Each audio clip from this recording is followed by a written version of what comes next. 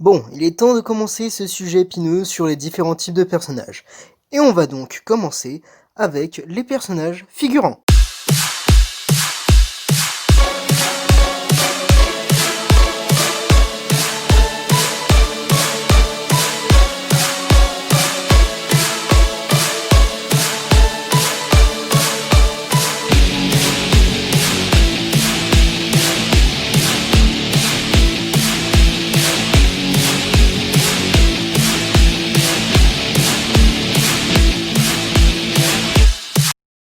Ah, les personnages figurants. Mais si vous savez, ces personnages qui se baladent dans la rue, qui n'ont pas d'utilité propre si ce n'est de servir de décor. Eh bien en fait, ces personnages sont beaucoup plus utiles que vous le pensez, et je vais vous montrer en quoi ils sont utiles aujourd'hui, et notamment à quoi ils servent. Déjà, je trouve que les personnages de figurants sont un peu trop sous-estimés, même au sein même de leur définition, car ces personnages ont leur utilité dans une œuvre telle qu'un manga ou une BD, car certes, un manga et une BD sont de base des œuvres avec de l'écriture dedans, mais sont aussi une œuvre visuelle avec des personnages, des décors et par conséquent des personnages figurants qui seront là pour donner du réalisme et montrer un petit peu la culture que les personnes ont dans la ville où on va. Je vais vous expliquer en plus en détail.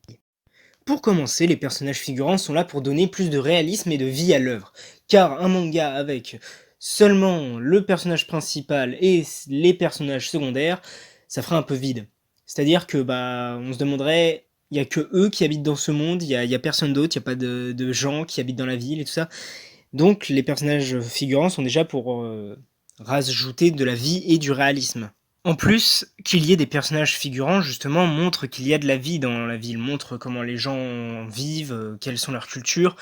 Ça fait qu'il y a des marchands, ça fait que voilà quoi. Et donc ça rajoute un petit peu plus d'intérêt à regarder une œuvre. S'il y avait une œuvre où il n'y avait aucun habitant, ça perdrait un petit peu de son intérêt au niveau de l'univers. Car il faut pas oublier que dans un monde, il y a aussi des personnes lambda qui n'ont pas forcément de capacité ou une histoire incroyable.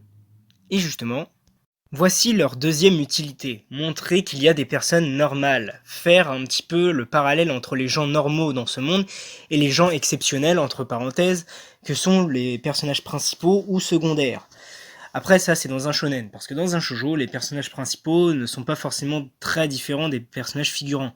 Ils ont juste une histoire qui est centrée sur eux. Leur troisième utilité va être d'introduire les lieux généralement aussi, ainsi que de donner certes la vie et le réalisme. Mais ça va permettre aussi d'introduire les lieux en montrant comment les gens sont habillés, comment ils vivent, quelles sont leurs habitudes. Certes, on ne s'intéresse pas souvent à fond dessus, mais déjà on voit quelques petits exemples et on voit un petit peu comment ça marche dans la ville où on arrive. Sachant déjà du coup quelles sont les règles à respecter et parfois même ça permet d'introduire un événement qui va arriver. Imaginons, notre héros arrive dans une ville, mais les épées sont interdites. Lui, justement, il en porte une grosse, les gens le regardent mal. Là, ça va nous introduire le fait que dans ce village, les épées sont interdites et qu'il y aura sûrement un problème avec cette dite épée.